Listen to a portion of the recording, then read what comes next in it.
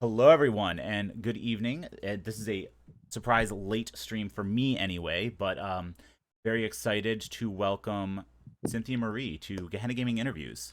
Um, Dancer, LARPer, podcaster, and of course, gamer. Most of you likely know her as Nellie G from LA by Night or Girasol on the Sirens on Gilding Light. You can find Cynthia online on Twitter and Instagram, as well as follow Life.Action.Roleplay on your favorite podcast app or on Twitch. So thank you for joining me tonight. Yes, thank you for having me. I'm so honored and excited. I'm glad we were able to find a time that worked. I know we had to reschedule. It was supposed to be yesterday for people who saw that original announcement. Yeah. But I'm glad we could move things around and Yeah, reschedule. thank you. No, no problem. No problem at all. Okay, Kat, you need to make up your mind on if you want to be on my lap or walk around. Come here. Okay. Um, so I do want to say, we've been chatting obviously before we went live. It is a pleasure to have you here. I do want to let our audience know that as we are chatting, you can ask questions yourself. Just make sure you either tag at Gehenna Gaming in the chat or spend the channel points to highlight it so I catch it. Otherwise, I just might miss your question in the queue, and that would just be rude of me. I do. Diving right into it, I'm gonna ask you a question that I ask pretty much everyone, which is, how did you get your start in tabletop gaming? Oh boy, it's a far long story. No, actually, I started in college playing Changeling. Was approached by one of the actor friends that I have. I went to Cal Arts, which is kind of a very prestigious art school on the West Coast. So a bunch of actors. I'm a dancer and all that jazz. Came up to me, getting ready for rehearsal, and they're like, "Hey, have you ever like played this game? It's a role playing game." I was like, "What?" They're like, yeah, you need like 10-sided dice. And I was like, well, where the heck do I get that? And they're like, comic book shop. Okay. So I got 10-sided dice and they like chucked a character sheet in front of me and they're like, all right, you're going to make this character. I was like, what? And then it was a 3-year long campaign that we technically haven't finished yet. It, so it But yeah, goes. yeah, Changeling was my first love into tabletop role playing games. Awesome. It's always interesting meeting people whose first game is a World of Darkness game. Um, Yeah. One of my business partners, Rick, started with Vampire himself, whereas the other two of us started with D&D, as most do.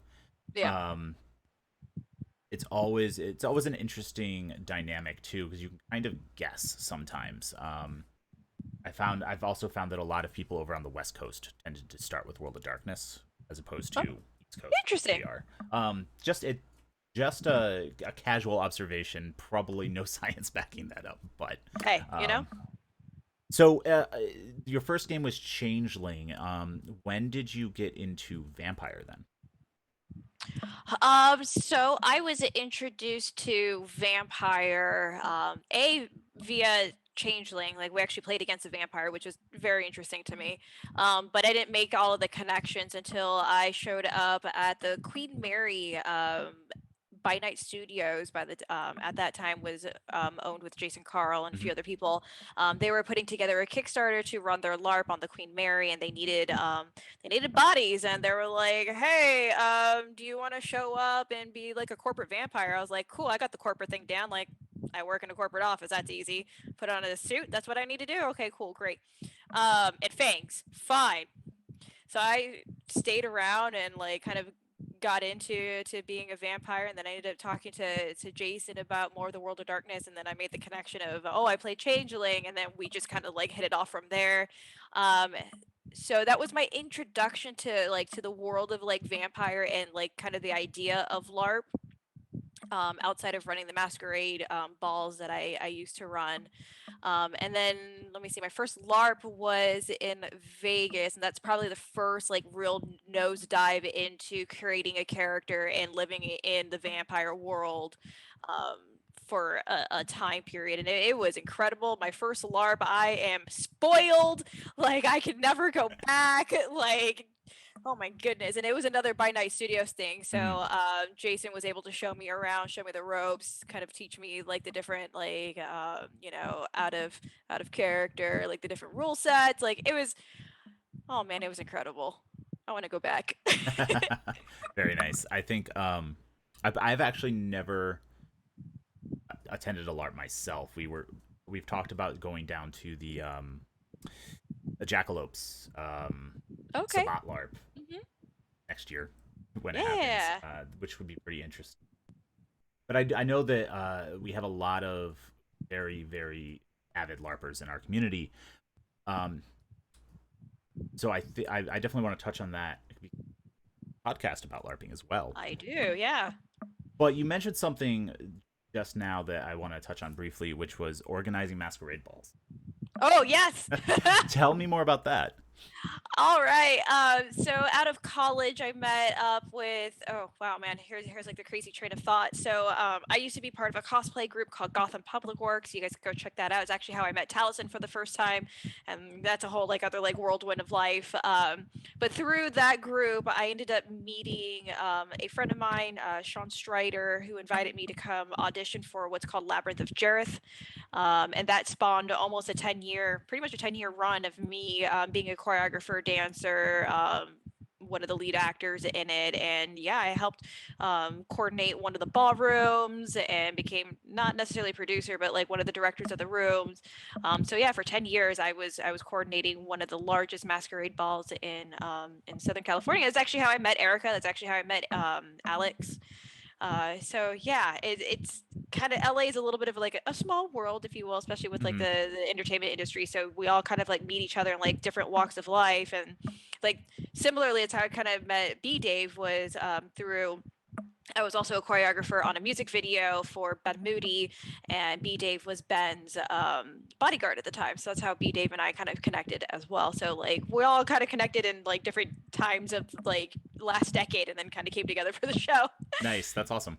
Yeah. Um, I was going to ask you actually how if you knew all of the other cast members, if you were all friends before, because you have such great chemistry on screen for LA by Night. It's interesting to uh, piece all those little bits together. Yep. Um, so beyond World of Darkness, obviously you worked with Satine Phoenix with Gilding Light and a whole bunch of other streamed shows. What other game play? What are some of your favorite tabletop games? Oh my gosh. I literally just like dove in head first with gaming. So like before that question used to be real easy. Now I've been playing so many games like I at the current moment my favorites right now are actually from Hunter's Entertainment. Like I Mm, loved Teens in Space. I'm now playing Kids on Brooms. nice. I also just played or actually ran for my first time. It's I have it underneath my laptop right now. I'm trying to like look for the title. Tales from the Flood. Yep, awesome. So that was the first game that I ever DM'd for my coworkers, which was phenomenal. I just kind of loving this dive into childhood, high school like Hmm. dramas because I like watching Riverdale and I love watching Sabrina, like those like heightened like high school drama. So it's fun to kind of like just launch yourself into that kind of world, you know? Yeah, So absolutely. I know we were actually talking about this before, but we should get you into some Monster Hearts. It's a yes. great game. Very very fun. Um, I've run and played it, but I enjoy watching it more because some of the people, particularly asked for our Gehenna Valley show, get really into it. Um, Rockin'. I think you definitely enjoy. I want to play. We can make that Hey. happen. Thinking, obviously, you said you've been doing a lot more recently. What are some of your favorites, if not your favorite, experiences in gaming? Ooh. Ooh. I have a lot of them. Um, one experience that comes to mind currently, and I know you have a question on this later on, so I can touch on it more. Was actually playing on Vancouver by Night. I played Lucida as Hmm. well, and I got to play alongside Matt Mercer. And one of the most amazing things about being able to role play with such seasoned people is that you end up kind of what I like to call mind linking or mind melding, Hmm. where like you both are basically thinking about the same thing at the same time, and you literally have to say one word to one person. And that's exactly what happened. Was Mercer and I were about to get into a fight, and he goes, "Lucida, do the thing," and like I raised shadows immediately, like knowing exactly what he wanted me to do, and like for being in a computer and like not being next to each other, like Mhm. to me it was like incredible, because like you don't catch that kind of chemistry easily. That's usually done with people who really know and invest in the game, but also invest in one another. Yep. So that's kind of one of my favorite ones. But man, I don't have enough fingers or toes to count how many fun experiences I had on LA by Night. Like, Of course. ask me which season, and I could probably help you with that. Same thing with Sirens. Like, Sirens has just been such a ball to work with such amazingly talented women, and feeling the female empowerment of sitting at a full table of women, and the supportive men that sit there with us, right? Like Jason Charles Miller, who's also part of the show. Like, he's just so supportive of like watching us like females just dominate a typically male driven game in D&D. So it was a lot of fun. And then I also did D&D live, so that was incredible to put together my bard challenge. Even though I didn't win, I was a little sad about that. But like, how many people do you know that could do 8 styles of dance? I could do more, but 8 styles of dance like in like rapid recession, like, so that was fun. So I have so many different experiences. You tell me, give me a time frame, and I can give you something. Let's target. I have a specific question about this later, but let's target season 1 of LA by Night. Okay.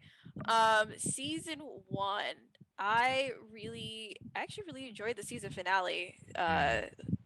Oh, and discovering Annabelle. Like, I think that was also really crazy and cool. Like, just, we kind of knew, like, obviously, like, yeah, we're gonna run into Erica's character, but like didn't like put all the pieces together. Oh, and when B Dave frenzies for the very first time, like, ever, or is it frenzy, or was it he lost control? He lost control, like, literally like 5 minutes into the show. I was just like, really, really, that had happened now. That was a beautiful moment. Yeah. Beautiful disaster of a moment. Yeah, and working obviously with Mark Meir in the first season, that was incredible. All the guests that have come on, my chemistry with Xander was just phenomenal. Like, that was the first time Xander and I had ever really role played together outside of LARP. I think I might have ran into him at LARP one time. No, he didn't start LARP, but yeah. So that was our first time role playing together, was on season 1. Awesome. Yeah.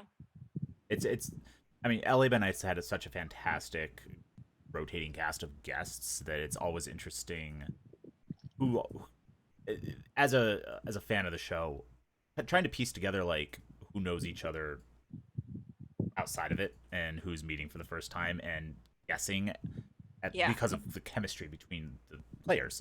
I think obviously your chemistry with B Dave on the show is always fantastic, but also with Annabelle and like the different roles you play as Nellie based on who you're interacting with. I think my personal favorite is actually you with Jason when he's Abrams. But that's getting a little bit ahead of myself. I did also want to say, obviously, between LARP and Tabletop, you've played a wide variety of characters. If you had to pick one, which one's your favorite? Ah! Who is your favorite child? Who is my favorite child? Nellie. I'm gonna go with Nellie. She's very, very close to home. She's the heightened version of myself for the most part. I love Girasol, but she's more of a caricature of me, versus Nellie is like, I call her my drag form. Okay. Yeah. Okay. Nice. Yeah, that's Thanks. So diving into Nellie, actually, obviously most people, Nellie is very fabulous. You also, however, on LA by Night, got to play Lucita. Yes. In the Memoriam episode. What's your favorite clan in Vampire? Is it Toreador? Is it La Sombra? Or is it another one that you haven't played on one of them? Or, also, part B,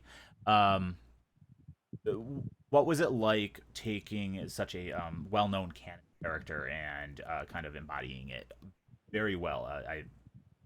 This isn't just for me. I know people all over Twitter talked about how fantastic you were as her. So I'm curious as to what kind of prep and like how much guidance were you given for playing that character? Okay. So part A, my favorite clan. I always say that I am a hybrid of 3 clans.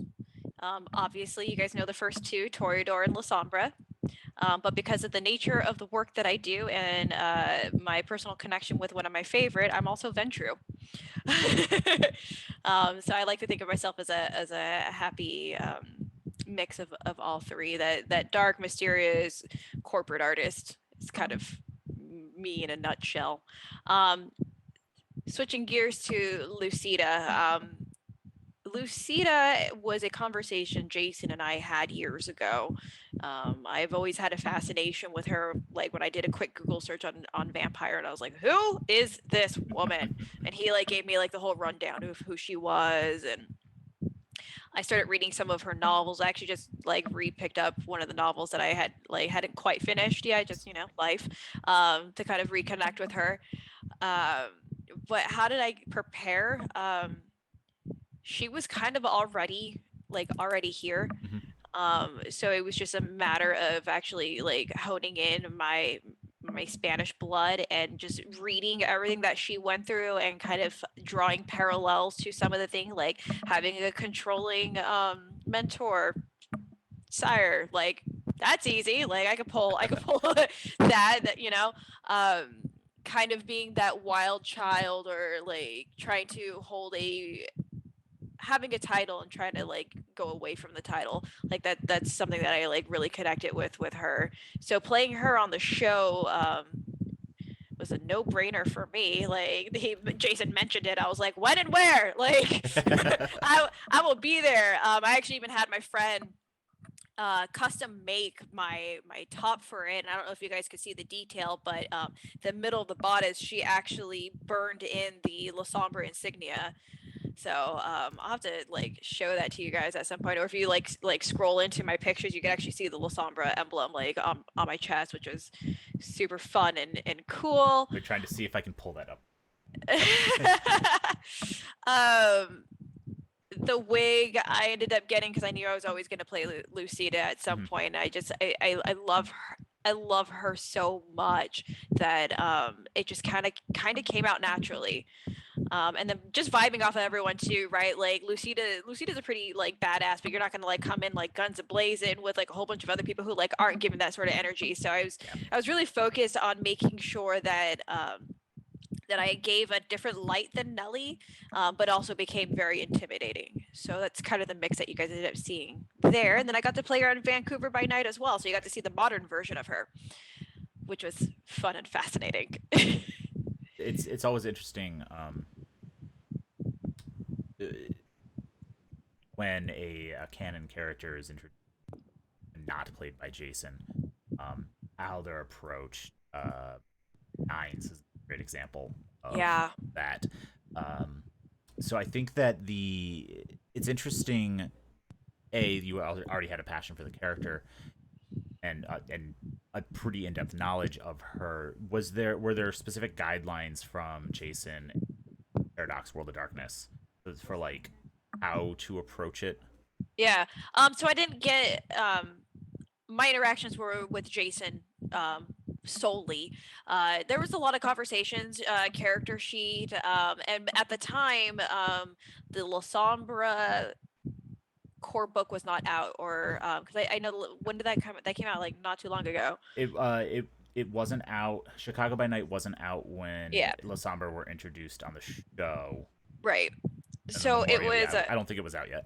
Yeah, so it was a fun little like experiment of like I know what their powers are, but I didn't know like how they would show up in V5. So I kind of talked to Jason like, is this power there? Is this power there? Is this power there? Can I use this? Can I do that? Like what? And he was like, just go for it, girl. Like I was like, okay, here we go. Awesome.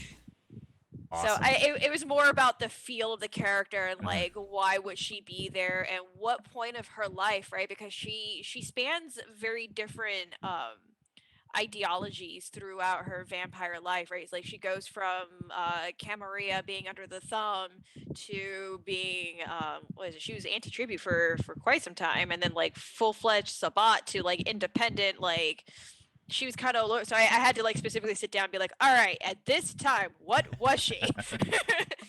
What was she thinking now? Was she like, Yeah. fuck the prince? Or was she like, no, you're cool? Yeah, we're fine. We're cool. So that was a fun bit to play with. Um, we touched on this very briefly earlier.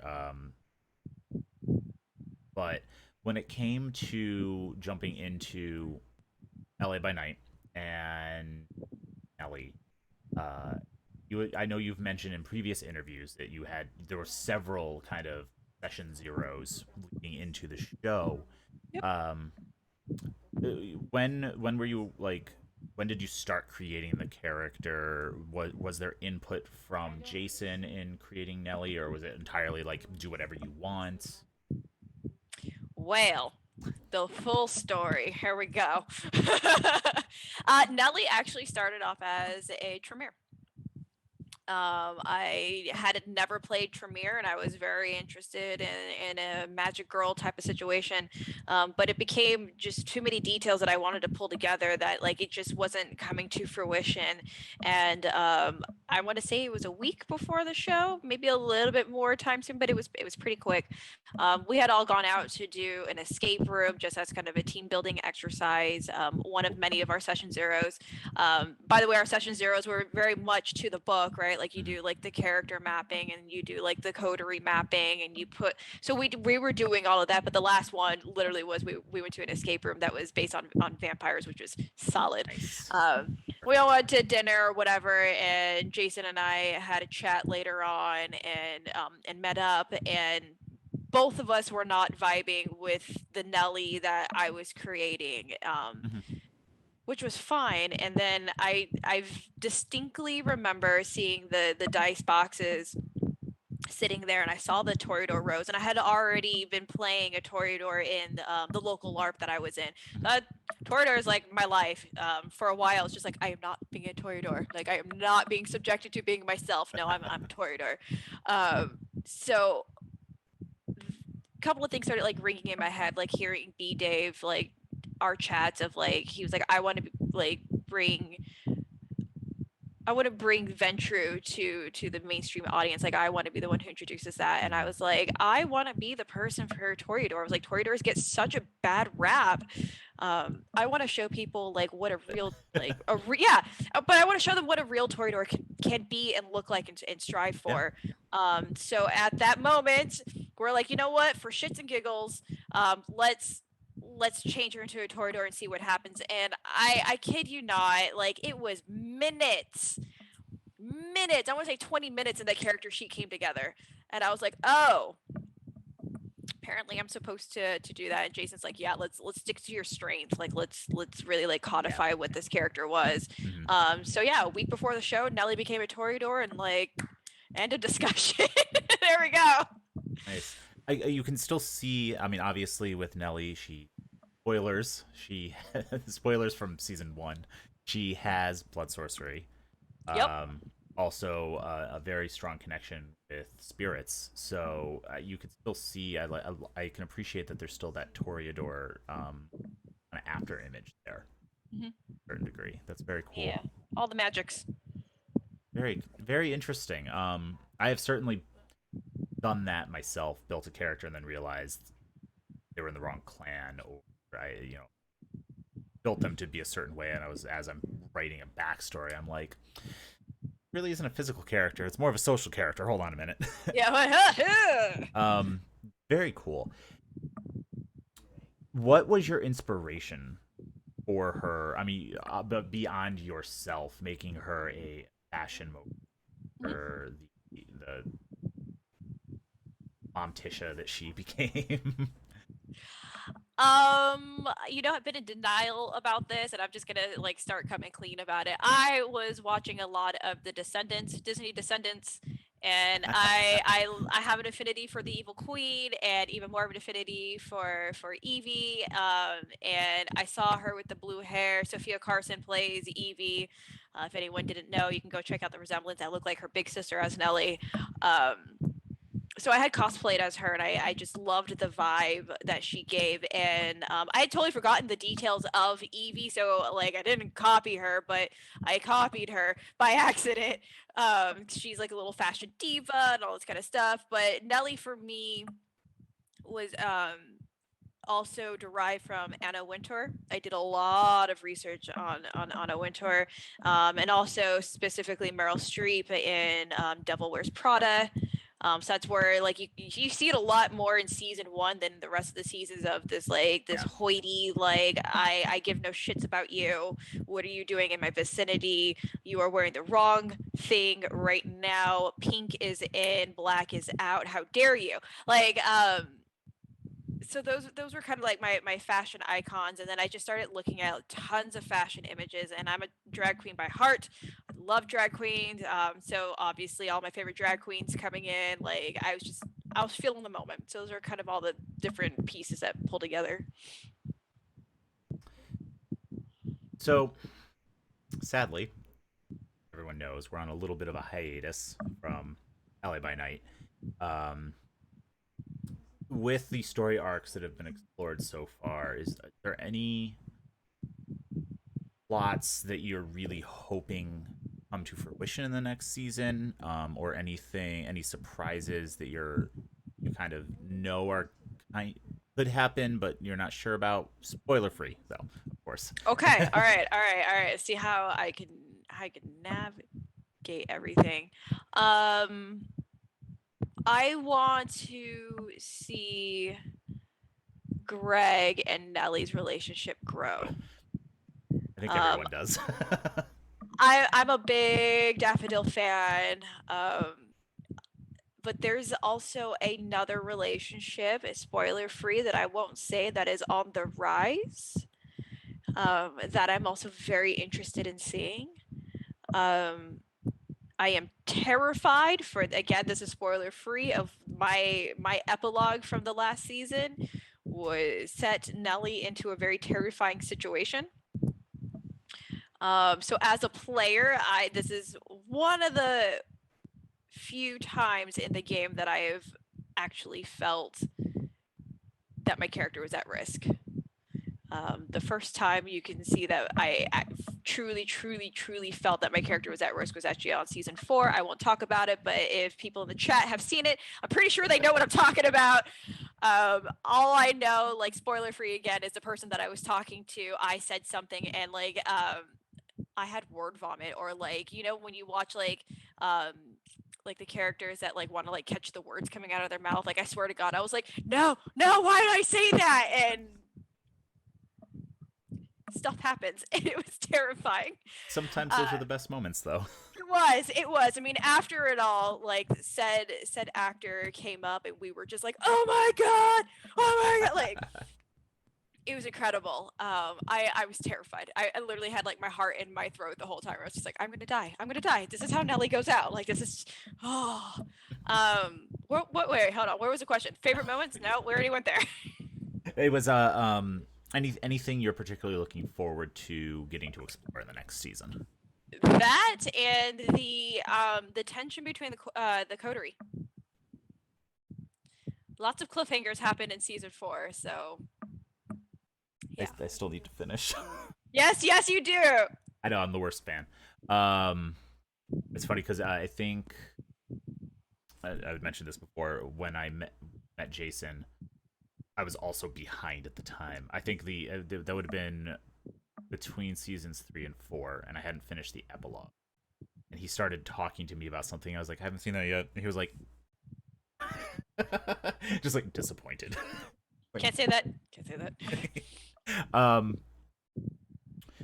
So I think, as we've touched on multiple times, there's the character dynamic, the player dynamics, and the character dynamics have been fantastic on the show.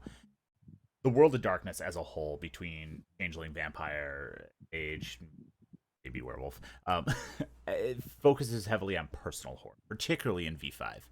Um, this often takes place through the relationships characters have their touchstones. What are some of your favorite inter PC relationships, or even relationships with some of the storyteller player characters that Jason has voiced? I have a lot for a lot of different reasons. For personal horror, I mean, obviously Chaz, played by Mark Meer, was probably one of the biggest ones. A very cathartic time playing the character, and going through the emotional ringer. Um, this one's a different one I actually haven't really talked about too much, and she's technically not really played. Well, Jason plays her a little bit, but it's actually my little sister, Mm-hmm. on the show, and inspired by my actual younger sister, especially the moment where I was staked and becoming unstaked at season 2. Sorry, spoilers. Um, having to go through the emotional, not trauma, the emotional, mental gymnastics, I guess. Mm-hmm. But we'll go with that. Mental gymnastics I had to go through off screen while everybody was talking about, this is really weird, how Nellie was holding on to all of her secrets, and like all of them talking basically smack about Nellie, and I'm sitting here on the other side like trying to like make myself cry and like get ready, and I like was sitting here like, excuse me, I can't defend myself. Okay, I gotta go cry. So that that's always been kind of an interesting, fun tidbit about playing these personal horrors. I also really like. It's starting to grow on me. Is oh my god, names. I do the same thing. Basically everything that Nellie has to go through with the Nosferatu. Mm. I that is both a player horror and a character horror, having to go through like very gross and disgusting things. I get queasy very easily, and I have a very good imagination. So walking through the sewers with rats hitting me, I'm just like I can't. I don't want to do this. Anytime you need to deal with Gary Golden. Yeah, basically. But yeah, no, I mean, every relationship is very, very special to me, because each person, and even with Jason playing the different characters, brings a different element, and I get to learn a different side about Nellie. You and I touched on this very briefly pre going live. I think, and you just mentioned him as well. The dynamic between Nellie and Chaz is very, very rough, particularly for anyone who's been through a relationship like that. Can you, dynamically for you, how did it feel like playing that relationship with Mark, who's not Chaz, and then bouncing between that and Nellie's relationship with Abrams, with, for example, who is it's a much more sympathetic relationship. So Mark is the biggest deer ever. Like, meeting him and seeing him transform into Chaz was a very terrifying moment, because we're all sitting there chatting, talking on the table, and like, I'm trying to get into the headspace of Nellie. I hear him jovially like laughing and stuff, and then like boom, all of this like character comes out, and I'm just like, oh shit. Like, okay, all right, he's in it. Like, he's in it. And what's interesting to me with their relationship is all the unsaid stuff. Yeah. And all the inferences that audiences have actually like started taking in and trying to understand for themselves, because I mean, we never really said what kind of relationship she truly had with him. Right. But you can see it with maybe some body language, and honestly awkward body language, because we're sitting side by side and we're trying to look into a camera, so it's not like you can have this moment of like, I hate you. You're just like, I hate you. Like, so that, and it reads differently, right? So I like the fact that there's all this unspoken trying to piece together what they are, versus Abram's relationship with Nellie. All of that's out on the table. It's obvious. Like, he brings her roses. They went on trips together. They like are very much in love? Question mark. um, and I think it's love for each other's souls, not necessarily like this physical love, right? Whereas maybe Chaz's love for Nellie or Nellie's love for Chaz is a physical base, which is another different dynamic as well. So I enjoyed the two in very different aspects. But Mark was just such a dear. And then at the very end of it all, like we hugged it out, and he's like, "Are you okay? Like, is everything good?" And like, yeah, he's my favorite villain. I'm sorry, everybody. We had to kill him. Not sad to see him go. But Mark is a dear, and I actually got to play with him again on D&D Live. So it was just great to reconnect with Mark yet again. He's just phenomenal. Fantastic. I think there's it particularly with someone like him playing Chaz. There's or you because you're an incredibly sweet person, and Nellie can be very cold. It's always interesting seeing people switch. How quickly some people switch between them. I love working with people with improv backgrounds because of that. It's also very impressive watching Jason do it between 5 characters, like boom, boom, boom, boom, boom. Right. I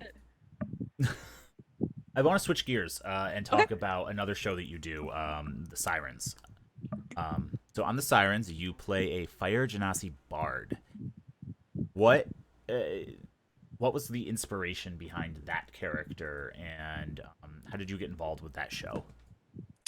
So I will answer in reverse. How I got involved in that show was actually Jason. I had met Satine a long time ago in my past, but had heard that there was an opening on Sirens via Jason, and Jason's like, "I want to introduce you to Satine. Like, I think you guys would get along really well." Lo and behold, we're like, that's like my sister now. But anyway, so I, went to go play a game of D&D with her, as well as Nora at the time, so that was interesting. To just kind of feel out like her GM style and me as a gamer. It was the first time I had ever really played D&D.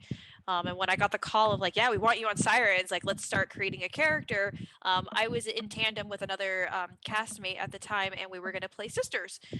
So the inspiration for Girasol actually derived from the other person who was playing her sister, which actually you guys all probably know. It was Brittany. She was also on LA by Night. She plays Sycorax. So we were to play sisters, and she had this whole idea that she wanted to be a water genasi pirate type character, blah blah blah. And Satine was very much like, really want you to play sisters together. So I was just like, all right, cool. Like I'll play a fire genasi. Like that's my star sign anyways. Like I'm super fiery cracker, whatever. I love sword fighting. I love stunt fighting. That's how I met Alex. Yeah, so I was like, well, this is easy, slam dunk for me. College of Swords, like I'm just gonna go with it with that. So character creation just went real fast for me. It was just like, oh, okay, cool. I want to do this, done. And then Satine was like, I want you to do an accent. I was like, what? I'm a dancer. Like I don't speak. And I was like, okay, all right, cool. I will try to do a Spanish accent. And I went to my first LARP in my life. No, not my life. In Southern California. No, not Southern California. My first fantasy LARP. There we go. Called Twin Mask. And I crafted a character because I was going to play Girasol literally 2 days after the LARP. So my character in Twin Mask, I literally just mirrored Girasol and like changed her name. So I had a whole weekend of living in this character's body, like trying out the accent. Like, dear God, the first time I tried the accent, people were like, "What are you saying?" And I was like, this sucks. But by the time I got to Sirens, I was so nervous about the accent. And lo and behold, Taliesin was the guest on my first show. And he pulled me aside. He was just like, if all else fails, you need to remember one thing. And I was like, what? He goes, you're in a fantasy world. Your accent doesn't matter. Like it's a fantasy accent. And I was just like, oh, click. And then, that's where the accent came, which has actually helped me play Lucida later on. Cause I just had to tweak a couple of things or how to say things. I like just called my grandmother and I was like, hey, and she'd speak to me Spanish. And I was like, all right, got it. Okay. Nice. It's interesting. I cannot do voices. They're not easy. They're not. I'm always very, very impressed. I can do. I can talk in a bad Russian accent, and I can swear with an Irish accent. It's That's great. about it. I'm always impressed with people who can flip that on and off.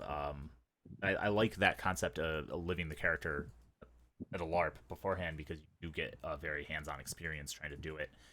Yeah. I want to ask a question about that, but I also want to remind our viewers that they can ask questions if they tag me, Gehenna Gaming, or spend the channel points to highlight their question. I will see it and I will ask it if it's appropriate. If it's not appropriate, I will ban you. Ask me questions. That said, ask questions. That's what we're here for. So with Sirens, and the all bard squad, has that? Let me backtrack slightly. Sorry. How much did your dancing background influence that? 100%. Okay.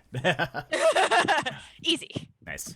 I do want to ask you more questions about that too as well. I'm gonna I know I sent you questions ahead of time, but I'm gonna now switch order because I brought it up.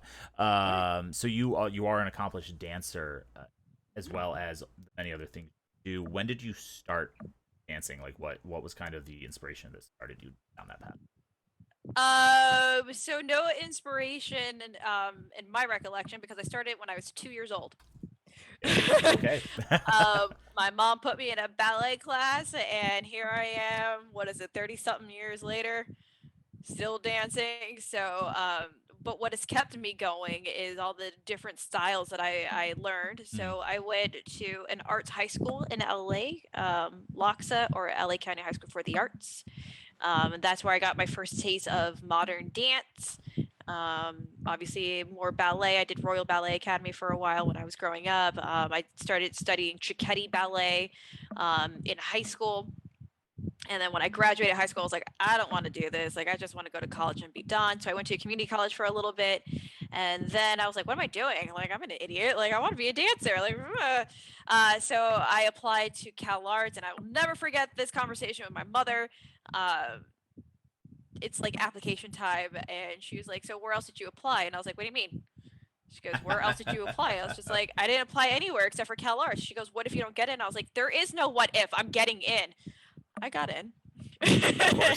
Very risky, but I got in. And then from there, I learned so many different types of dances and being a choreographer and a lighting designer. I actually got a minor in lighting design. Nice.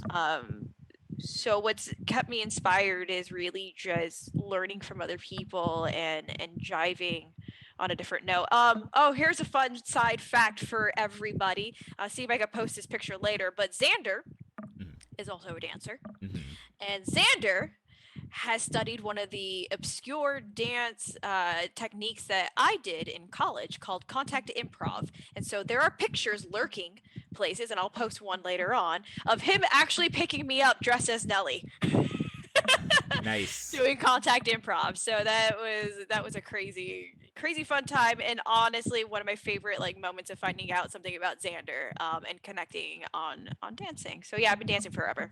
Very cool. What are your favorite styles of dance? Ooh, again, just like the relationship question, I love every style of dance for all different reasons. But weapon to my head or heart, stake to my heart. Hip hop right now. I've always loved hip hop. I grew up listening to hip hop music. My family's from New York, from the Bronx, so like that's always been kind of like a part of me.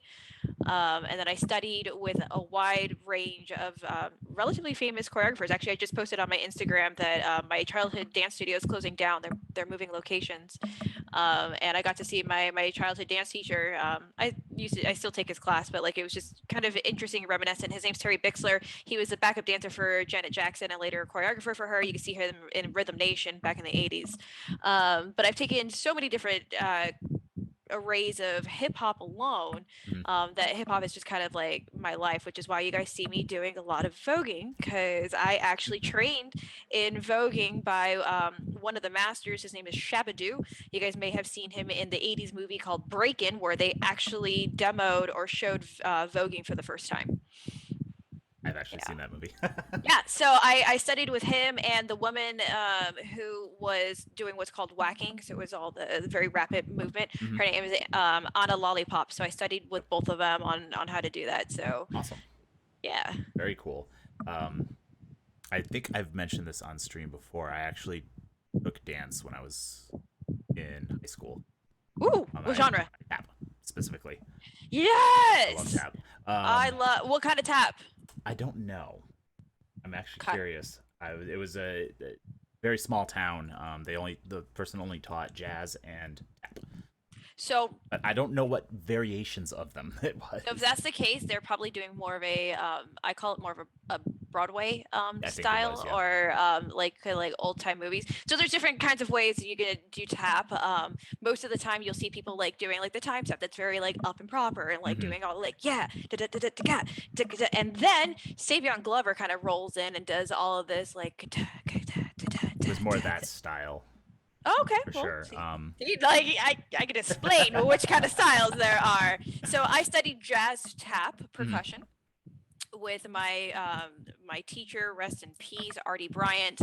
He was trained by Bill Bojangles Robinson. So technically, I am a third generation Bojangles dancer. Anyone who doesn't know who he is the tap dancer who danced with Shirley Temple going up and down the stairs. Yeah. Awesome. I could talk about this for a while because I love dance, actually. That's not what we're here for. No, we're here for other things. I will ask you another question about dance in a little bit, but we do have some good questions in chat, so I want to jump to those. Vancouver by Night asks, also, hello, Vancouver by Night. Hello. Who would win in a fight in the following categories between Nellie and Victor? Arm wrestling, influence, and paper-mache creating. Arm wrestling would be... I think he actually has more strength than Nellie. I'm going to go with Victor on that one. Influence? How dare. Of course Nellie. And paper mache, was it? Paper mache, yes. Yeah. Nellie? Duh. Obviously. Puppy Lover asked... Oh, hi Kay. What other World or Chronicles of Darkness games would you be interested in playing? Ones that you haven't done. Mage is probably my next one that I want to like hit on. I've already played Werewolf in LARP. Very interesting. Not my cup of tea. Like I liked being like a strong like hitter, but like I got like pretty confused on the different like levels of werewolf that you can be, and I was just like, meh. Yeah. Yeah. I think Mage is probably my next one. Obviously Changeling, I freaking love it. Yeah. And I got to be my issue in By Night Studios release of Changeling, so I was happy about that. Very cool. I saw that. I saw you tweeted about that. Yeah. That was cool. I love World of Darkness. It's funny because I got my start with Werewolf and then picked up Vampire, and I haven't played any of the others. I played Demon. That's a lie. So I personally need to try Changeling and Mage as well, and I'm very interested in Wraith. Yeah, you know what? I was just going to say, I'm also interested in Wraith, because, like, that's just an interesting concept altogether to play, like, Wraiths. Oh, yeah. Very much so. I recently read fiction anthology that Onyx Path put out for Wraith, and that really piqued my interest in. Very good. I recommend it. Sweet. One more question, and then I'll say I just saw another one pop in, but I'll save that for later. A long question, so hold on. You mentioned addressing fellow players when speaking to other, dealing with the other amazing players in the roles that kind of just take over. Do you, as a player, ever turn and look at the other players who you're friends with and are like, what did you just do? All the time. So everybody always comments on my side eye to people. That's Cynthia being like, what? what happened? Why did we? Okay, all right, cool. I'll be over here all the time, y'all. Like all the time. But also like in good nature fun too. Like when someone pulls out something that I didn't think they would do. Like for example, Jasper pushing off somebody off of a building. Spoiler alert yet again. That moment I was just like, what? Why? And that was just it was incredible. It was really cool. So yeah, all the time. That's where all my side eye comes from. Fantastic. Awesome. All right. So, remember any other questions? I will get to towards the end of our interview. I want to circle back around to dance because I like dance. It's really fun. Um, how much has your background in dance influenced the gaming you've done and the characters you've created outside of Sirens and Nellie, obviously? Initially I want to say pretty heavily because that's the world that I know and understand, and I always approach a character playing close to the vest and being comfortable with the character that I choose because I'm not comfortable with the environment. So initially a lot of the characters that I did create all have a background in dance. Since I've been comfortable with role playing, I have been steering away a little bit from the dance world. But it's always going to end up coming up, and I'm always going to end up blurting out some information that I know about dance, and all of a sudden, lo and behold, that character now knows things about dance. But one character that I am enjoying playing, who is not a dancer, is on the Call of Cthulhu game that I play on the initiative order. I play a British intelligence spy, and furthest thing from being a dancer, um, which has been very exciting and awesome. But yeah, no, dance is always in my vernacular just because it comes out by accident. Yep. I've certainly been there. Oh, I guess my character knows something about that now. Yeah. I'll save that question for. So jumping topics again. I want to talk about LARP. Okay. So you have your own podcast that Life.Action.Roleplay that you co-host with Ryan Omega and I Norman. Yep. So what made you decide to do a podcast about LARPing? Oh man. Okay. So Ryan and I go way back. We met doing the Masquerade Ball together, and we were sitting at actually one of the Masquerade Ball like tag ups, and he was talking about how he was like, "Oh, I want to do a podcast. It would be interesting to do a podcast on LARPing." And I'm one of those assholish friends that turn around and go, "Yeah, and stop talking about it and do it." And then he calls me the next morning and goes, "So you want to do a podcast?" And I was like, "What?" I was kind of drunk. What are you talking about? And then we found ourselves 3 weeks later sitting at my dining room table with a tiny little mic huddled around and being like, "All right, we're doing a podcast." Our first episode never aired because we drank too much on on that episode. So episode two is our official episode one. But yeah, that's kind of how we got started. Was I drunk challenged a friend, and there we are. There you go. Very nice. What LARPing is similarities with tabletop gaming, but it also is dramatically different. How do you approach LARPing differently from playing at a table? On a broader idea, what does LARP mean to you? Okay. To answer the first part of the question, I don't actually approach it very differently. I don't think that they're different. One is about stamina and endurance, and the other one is about acute relationships. But I don't play characters differently than I would outside of I'm sitting down and I'm at a table. So for what LARP means to me is a sandbox and an experiment place where I can take these ideas of characters that I am not comfortable playing, maybe on a full live stream or something like that, and go workshop these characters and live in the skin for a weekend, right? It was an escape for me, but now that I'm one of the runners of Twin Mask, I keep the schedule for everybody.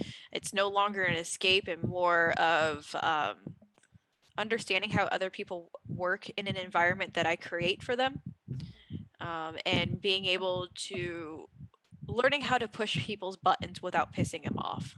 I enjoy playing some of the bigger NPC villains. You can actually hear me talk about one of the villains that I enjoy, relish playing her. She is a princess of one of the, we call them like one of the Gothic regions. They're like, think like Roman soldiers, but goth, like all black Roman soldiers. So I play the princess of that region called Nadine, and she is rumored to be very sadistic, very cruel, very cutthroat, and very much a teen-sided person who, like, she at the whim will be like, I want to kill that person.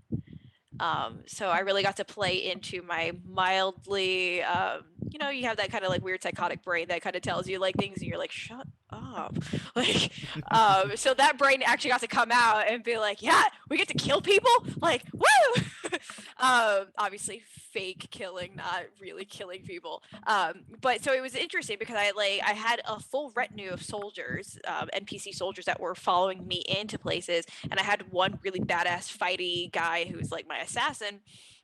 And I always tell this story, but it's really one of my favorites of walking down the one of the dirt roads and people seeing the retinue of my people walking down, and I hear people kind of like talking shit on the side, and I turned to the guy and I was just like, how come they're not bowing their head to me? And he was just like, I don't know, they should. That's a sign of disrespect. And I was like, yeah, that's a sign of go. Someone needs to kill them. And he goes, do you want me to kill them? And I like broke character. I was like, you're gonna go kill them? And he was like, do you want me to? I was like, yes. And he just went and decimated an entire group of PCs, and I was just like, oh, I gotta be careful with this power. Like, I didn't know I had that. That's great. Oh. But it played into the character because like everybody who I ran into afterwards of like after I played the character, I was just like, I hope I wasn't too. And they're like, oh my god, no, you were everything we wanted you to be. Like, you were terrifying. I was like, yes. Nice. That's awesome. I personally, I think one of the reasons I enjoy GMing is I like playing villains and doing things, getting to live out some of those, just being like, oh, I just get to just play this power fantasy as far as I can take it. It can be fun. We kind of touched on this earlier, but with LARPing, what would you think? What would you say is your favorite kind of genre of LARP? I'm still very much in I really still like vampire a lot. I like the parlor LARPs. It's a little bit more relaxed. I love my buffer LARP, don't get me wrong. I can run with my spear all day and kick some NPCs asses all day every day. But I think the most character development that I ever really have is in the parlor style LARPs, because that's all you're stuck doing is you're role playing with people and like really trying to socially manipulate different characters to do your bidding, if you will. Whereas in a buffer LARP, you can kind of disguise some of that stuff. Like if you don't want to interact with a person, you can go do a fight. If you don't want to go fight, you can go sit down and have a fireside chat. You don't want to go do that, you get like there's so many different like arenas of things that you can do that, to me, I never really dove into the social manipulation of a buffer LARP. Yeah. So LARPing is very new to me. I kind of avoided it, and then I have friends who do it pretty heavily now. They run LARPs on the East Coast, so I've been learning a lot about it. Styles. They are very physical and they're very physically draining. So like you really do have to be ready. And the biggest advice that I could always tell people is drink tons of water, drink tons of fluid, because like you're gonna deplete it, whether you're sweating in a costume or you get emotionally drained where you start crying. Like that's all fluid that's coming out of your body. So literally number one thing is like always hydrate. Even if your character is a drunk, like be like what I'm doing, drinking water out of a wine glass. Like it's there, but I'm still drinking water, right? Yep. So I will say, I think the most interesting air quotes LARP that I've seen is a West Wing LARP. The most of it was them pacing corridors in a hotel, because that's what the West Wing TV show is, like people walking from one place to another. Yep, that was a thing. Well, whatever floats your boat and you're having fun, to each his own. Yep, I was sitting at a table playing a game, and I'm keep seeing people go by in suits, and I'm like, "What is going on?" And I asked a friend of mine who knew who was part of it, wasn't playing in that one specifically, but knew about it, and she was like, "It's a West Wing LARP," and I was like, "What?" Do they at least get to argue? Oh yes, that's all they were doing. They were walking past our table while we were playing. They came from beneath the sea, yelling at each other, like throwing papers around. I was like, Nah, I'm good. I'm good. it was I'm great. good. I'm trying to think like I think the weirdest LARP that I probably did was a superhero LARP, and it was in the middle of a park. So you just see a bunch of like nerds dressed as superheroes, like taking Nerf guns and being like pew pew pew pew, like. Oh no, oh no. We actually in my home vampire game, they had a plot line where they were trying to distract the Second Inquisition by organizing a vampire LARP in a park. That's hilarious and so on brand. Yep, I love it. it was great. It was fantastic. One of the players plays a influenced five social media a dancer actually. It's gonna notice I'm talking about her character, and so she just started posting on social media about it, and it blew like tons of people showed up and all this stuff, and it was a very entertaining thing to describe a LARP happening in a tabletop game. That's awesome. It was I fun. love it. That was a good scene. I remember that fondly. So you mentioned it earlier, and one of my business partners made sure that I needed to ask you about this. He was very disappointed it wasn't already in my questions, and I was like, I don't even remember that. You are in the World of Darkness documentary. Yes. It portraying what appears to be a Ventru at a LARP, which you did mention. What character were you? Who was the character you were playing in that? Me. There was no character. We were background actors. It's wonderful. He's going to be so disappointed, and it's going to be I glorious. know. I wish I had a better story for him, but unfortunately, that was at the time we were the background actors for the Kickstarter on the Queen Mary, Yep. and that moment that the camera came by, like they just asked me, they're like, "Hey, can you snarl at the camera?" And I was just like, "Yeah, sure." So like, camera came, and that was like about it. That's amazing. Otherwise, you're Yeah. just hanging out. Yeah, pretty much. Perfect. I only have two more questions for you, Okay. which means All right. we have time for a lightning round. Woohoo! So, and then there is another. I did see another question from chat. So, uh, once the pandemic has ended, will you be? Is there any cool projects you have coming up in the near future, or any events that you have that lined up that you want to do, conventions, things like that?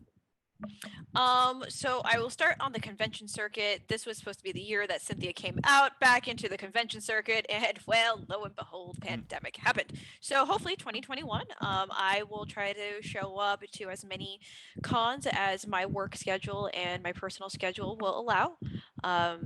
Or I will try to attend virtually. I'm hoping that that's also like still on the board and an option for folk. I know of one particular company that is definitely going to be running a virtual convention. Yeah, I'm so here for it, and I would love to be a part of anything that I can. Travel is just a little bit difficult, especially with my what I do for work and all that stuff. So I want to do it. We'll see what happens. Awesome. In terms of new projects, I'm going to tease it right here for the first time. I am in works with Die Hard and doing a collaboration with them. So stay tuned to my social media. You can see some of the process that we're going to be going through. But I'm really excited because it's going to be some work for anxiety and depression charity work. So I'm really excited to dive into that. Very cool. That's very, very awesome and needed Yeah. right now. Yep. One more. Last question I saw from chat was, we've talked a lot about D&D and Vampire and Changeling Darkness. LARPing, are there any indie TTRPGs that you think are that you're really into and you think don't get enough spotlight? Hmm. Oh, that don't get enough spotlight. I mean, honestly, like I'm really happy that Kids on Brooms, Kids on Bikes, Teens in Space is kind of getting the gravitas that they need. And I mentioned this earlier, but Tales from the Flood and or is it no? It's Things from the Flood, Tales from the Loop. Tales from the Loop. Yep. Yeah, that I think more people need to start running because I think that is like a gorgeous system. It's just as easy, I would say, as Kids on Brooms. In terms of like dice rolling, like once you set your character up, I think it's really easy. Also, what else do I don't think gets enough love out there? Um, yeah, those are kind of my like really happy places right now. Are Awesome. those games? Yeah. Awesome. I have to remember to tell you something when we're done. Okay. Just put that in the back of my head. Last question from me, and then we'll do a quick lightning round because that's always fun. Where can people find you online? And is there anything you want to give a shout out to? Yeah, so gosh, there's so many places that you can find me online. Instagram is Cynthia__Marie. That's where I post all of my pictures of the characters that I play, a little bit of excerpt, or even some of the inspirational stuff. I deal with a lot of anxiety and a little bit of depression, mostly anxiety, but so I like to post some inspirational things to kind of help foster and let you guys know that just because I'm a public figure to you guys doesn't mean that I don't suffer from the same stuff that you do. So I want people to know that I am here. I'm here to listen, and I'm also going to show you a little bit of my struggle. Twitter, if you want to see a little more of my like slap happy side, I post some really random stuff about like how Sleepy Hollow does not actually understand how far New York from Sleepy Hollow is, but we'll go about that later. But yeah, you can join me on Twitter at SynDancer if you want to know more about Nellie G or LA by Night. I post a lot about that over there. And then obviously we talked about Life.Action.Roleplay, which is a podcast on all mediums. You can find us anywhere. We have a lot of episodes. So if you're looking for advice on LARP, if you're looking for advice on roleplay, or simply just want to hear our crazy voices, go check that out. We actually have moved to a format of a talk show, much like this. Mm-hmm. We do every other Thursday to kind of just hash it out and talk. We had a really great guest last week that she wrote a paper, scientific paper on bleed. She's just so knowledgeable. Her name is Tessa, and we're gonna actually probably have her back again next week to talk some more stuff. What else? Special projects. I am working on another talk show that's going to be addressing female issues or womanhood or female presenting and what that is like growing up. I've noticed that there is a lot of people who may or may not understand how to maybe put on lipstick or put on makeup. So my talk show is really about kind of let's demask, let's put some lack of makeup on, and let's just talk about feminine issues because they need to be talked about and normalized. Because there are things that younger women and older women need to know about one another. So I'm working on that. Awesome. That's really cool. Thank you. Let me know when that one's launching. I will. As well. I will. I'm also at a ton of games. It's really hard for me to like follow. Just put it on, like, just check out my social media, and I usually post about like what I'm going on. Friday, I have Secret, which is a follow-on continuation to Arcana High. If anyone caught that a long time ago or like 2 years ago, where I played a high school character in D&D, well, they're back in college.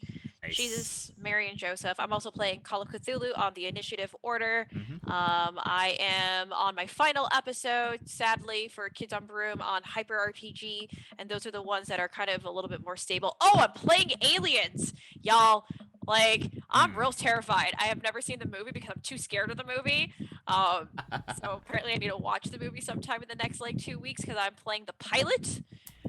In an Aliens RPG coming up on the Initiative Order, and then I think I'm playing Call of Cthulhu on some other channel that we know of, maybe. I don't know. I don't know what you're talking about. I don't know. So yeah. I have mentioned that briefly, but I will talk about that again right before we end. I will also say, if you want a good example, I just saw him go, "Oh, really?" in chat of Alien. We actually just ran Alien the other Saturday with an original scenario with my friend Wes over at Carry and Comfort Studios, and I think I just pushed that to our YouTube, or I'm waiting for it to finish processing. So, I need to check that out. and we had a fantastic pilot in that. Ooh. Awesome. Yeah. So, thank you for gifting subs, aka Snuggy. Much appreciated, and welcome Wow. all of you fine folks, some of whom I recognize, and I'm surprised aren't already subbing, and I'm judging you.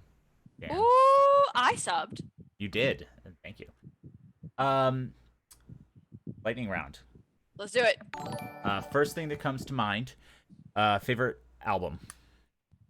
Michael Jackson, Invincible. Nice. Favorite food.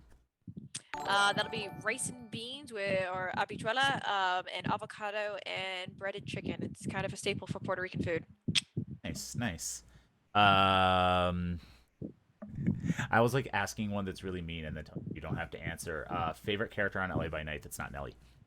Ah! You don't have to answer that. You don't have to. Lucina. No. Shit.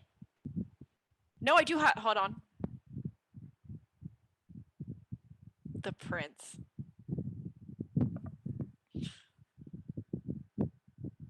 Nice. Yeah. Nice. Cats or dogs? Dogs. All animals are wonderful. They are, but cats terrify me sometimes because I am so much like them. That's fair. That's fair. Yeah. Actually, my cat is just like flopped on the floor, passed out.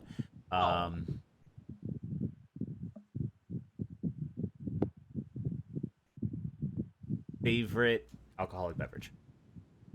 Wine. Wonderful. And then I already asked you that. Never mind. Favorite class in D&D? Man, see, okay, now that one's a hard one. Obviously, Bard is usually my favorite, but it's also a toss-up between Monk and Artificer. Nice. Very cool. Awesome. Well, that was all I had. Okay. That's all I can think of off the top of my head. Sounds good. So I just want to thank you again for joining me this evening. It was a pleasure. As I got Anytime. Wonderful. As I mentioned to you earlier, you were the last checkbox on my LA by Night cast and crew bingo card, because I have met everyone but you. So now Hi! I am complete. So no, thank you very much. As you said, Cynthia will be joining me and some other fantastic folks who I will be revealing at a later date. Actually, I think tomorrow. Well, it is tomorrow, so I guess I can say Cynthia will be joining me for a special charity Call of Cthulhu one-shot that we are running Halloween evening. So if you would like to see her join myself, Alex, as well as Ellie from Atlanta by Night, our friend Jacob from all of the things that Jacob does, and a to-be-announced cast member. Did I forget anyone? I'll feel like a jerk if I forgot someone. Nope, I didn't. Awesome. I will be running a special homebrew modern Call of Cthulhu game based on the podcast The Magnus Archives. So check that out. We will be raising money for the NAACP Legal Defense Fund. So that will be fantastic. We also have a charity convention coming up in the near future from October 9th to 11th. So if you want to help support Odhana Group, which does tabletop gaming as part of therapy, that is going to be, we are going to be hosting actual plays on our channel, as well as there's going to be games people can play in. So there'll be links to that on our social media. Again, Cynthia, thank you so much. It was a pleasure getting to chat with you finally. Oh, likewise. I'm very happy. Thank you for having me on here. 100%. And just before we go very quickly, I just wanted to say thank you for bringing B5 to us and playing a not throw away Toreador. As you described it earlier, Toreador tend to get a bad rap, so I think Nellie shows that they can be, pretty a force to reckon with. It was truly an honor to do that, and I'm very glad that she was well received and you guys enjoy her. 100%. So, thank you everyone for tuning in. Technically, I don't know when September goes to. Twitch is in San Francisco. The Twitch is on the West Coast, so probably for another hour or two. But if you do want to subscribe to us, it is discounted currently, I think. Still, I can't see it from my screen. But so just remember, subscribe to your favorite Twitch channels to help support them and us to bring you more content like that. Thank you and good night. Good night. Button. There's the button.